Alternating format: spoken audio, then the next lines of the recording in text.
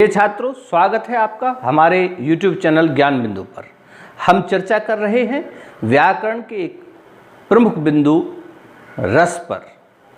जैसा कि पिछली वीडियो में हम लोग इस रस के जो प्रमुख अंग हैं उन पर चर्चा कर चुके हैं। प्रमुख अंगों में विभाव, अनुभाव, स्थायी भाव, संचारी भाव।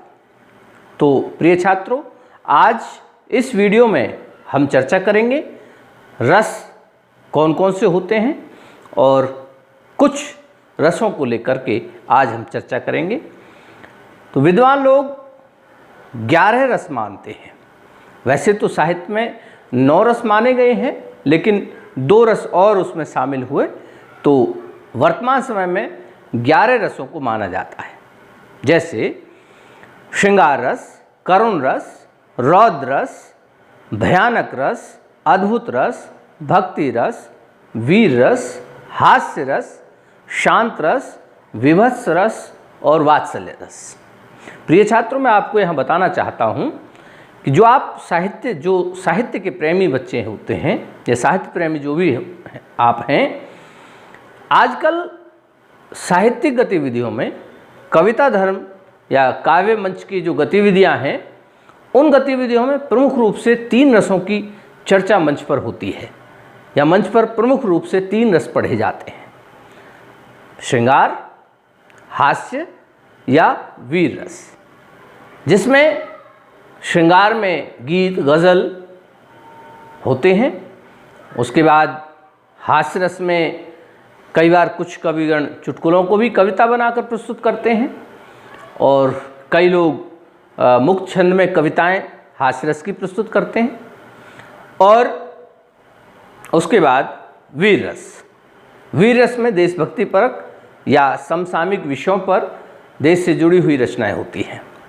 तो यहाँ हम पहले रस के रूप में सबसे पहला रस श्रृंगार पर चर्चा करेंगे। जैसा कि श्रृंगार शब्द को सुनते ही हमारे मन में एक भाव पैदा होता है। श्रृंगार अर्थात अलंकरण, सजावट। तो यहाँ पर जब कोई नायक और नायिका से जुड़ा हुआ प्रसंग होता है तो उसको श्रृंगार रस के अंतर्गत देखा जाता है, माना जाता है। अगर इसकी परिभाषा की बात करें तो जब विभाव, अनुभाव और संचारी भावों के संयोग से रति नामक स्थायी भाव पैदा होता है, रति नामक स्थायी भाव की उत्पत्ति होती है, तो वहाँ पर श्रृंगार रस होता है। ध्यान रखिएगा, श्रृंगार रस का स्थायी भाव रति होता है।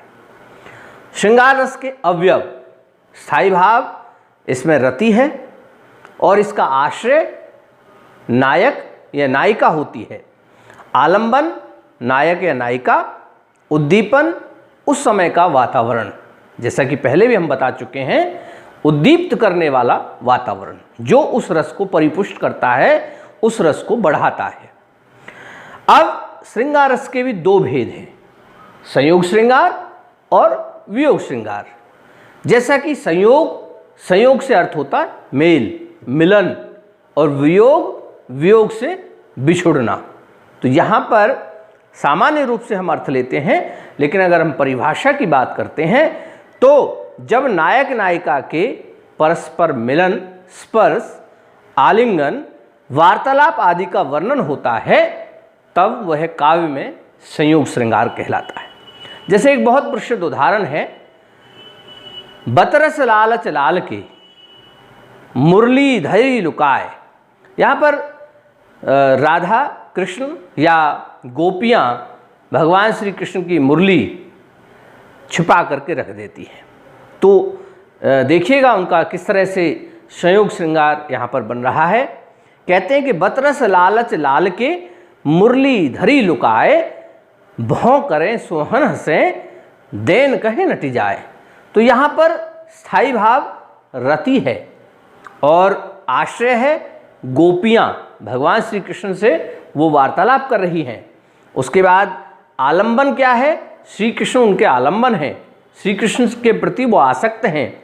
उद्दीपन बातों का लालच बतरस लालच और उसका अनुभाव बांसुरी को छिपाना, श्री कृष्ण को छेड़छाड़ करना, उनसे तरह तरह से उनको सताना, ये यहाँ पर अनुभाव हो गया। और संचारी भाव हर्ष, उत्सुकता, चपलता, चंचलता आदि ये जो भाव, ये संचारी भाव हो जाता है।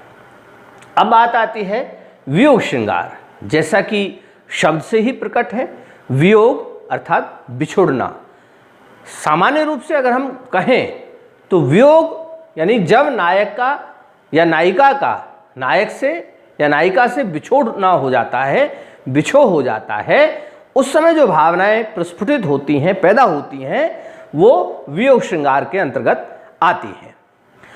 अगर हम परिभाषा की बात करते हैं तो वियोग श्रृंगार को विप्रलंब श्रृंगार भी कहा जाता है, जहाँ पर नायक नायिका का परस्पर प्रबल प्रेम हो, किंतु वो किसी वजह से, किसी कारण से नहीं मिल पा रहे हों, अर्थात उनका बिछो हो जाता है, वो बिछुड़ जाते हैं, तो वो वियोग श्रृंगार कहलाता है। और इसके उदाहरण के रूप में हम देखते हैं कुछ पंक्तियाँ। शांति स्थान महाकण्व मुनि के पुण्य श्रमोद्यान में, बाह्य ज्ञान विहीन लीन अति दुष्यंत ध्यान में, बैठी मौन शकुंतला सहज थी, सौंदर्य से सोहती, मानो होकर चित्र में खचित सी थी, चित्त को मोहती। तो यहाँ पर कण्व ऋषि के आश्रम में शकुंतला अपने प्रेमी भरत जी के, दुष्यंत जी के, माफ़ कीजिएगा, दुष्यंत जी के प्रेम में जो है वो वियोग में, बिछोह में बैठी हुई हैं। तो इस तरह से हमने यहाँ पर रस के पहले रस श्रृंगार रस को समझा। तो आइए अब हम बढ़ते अगले रस की तरफ। तो चलिए आगे बढ़ते हैं रस की श्रृंखला में वीर रस की तरफ। वीर रस जैसा कि शब्द से ही प्रकट होता है, वीरता का भाव जिस रस को पढ़ने से या जिस रस को सुनकर हमारे हृदय में वीरता का भाव प्रस्फुटित हो, जिस काव्य कविता पंक्तियों या कविता को सुनकर हमारे हृदय में वीरता का भाव प्रस्फुटित हो, वह वीर रस कहलाता है। अगर इसकी परिभाषा की बात करते हैं तो शत्रु के उत्कर्ष को मिटाने, दीनों की दुर्दशा को देखकर उनका उद्धार करने का और अपने आप को कर्म क्षेत्र में लगाने के लिए उद्यत होने का, वह जहाँ उद्यत हुआ जाए उस भाव का नाम वीरता होता है, या वह भाव वीर रस के अंतर्गत आता है। और इसके प्रमुख अवयवों की बात करते हैं तो प्रमुख अवयव स्थायी भाव, वीर रस का स्थायी भाव है उत्साह।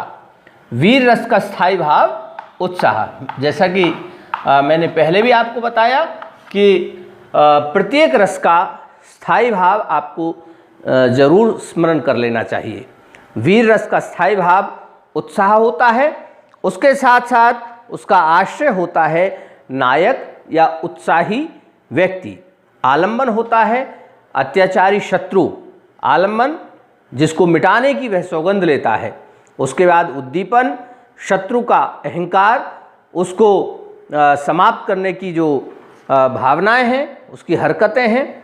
और अनुभाव गर्वपूर्ण उक्ति और संचारी भाव हो जाता है आवेग, उग्रता, व्यग्रता इत्यादि। तो यहाँ पर हम वीरता की अगर बात करते हैं तो कविताएं, वीर रस से पगी हुई कविताएं मनुष्य के हृदय को कहीं ना कहीं एकदम जोश से भर देती हैं। बहुत सारी कविताएं हमने बचपन से ही पढ़ते हैं हम लोग। खूब लड़ी मर्दानी वो तो झांसी वाली रानी थी। और अगर कविताओं की बात करें तो मेरी 4 पंक्तियाँ इस तरह से मैं भी पढ़ता हूँ मंचों पर अक्सर कि शब्द शब्द से तेरा माँ श्रृंगार लिखेंगे, पाया है जो तुमसे माँ आभार लिखेंगे, लिख देंगे हम अमर शहीदों की गाथाएं, प्यार नहीं मनोहार नहीं अंगार लिखेंगे। तो प्रिय छात्रों, मैं समझता हूँ यह वीर रस आपको अवश्य समझ में आया होगा। तो देखते रहिए हमारे YouTube चैनल ज्ञान बिंदु के साथ बने रहिए।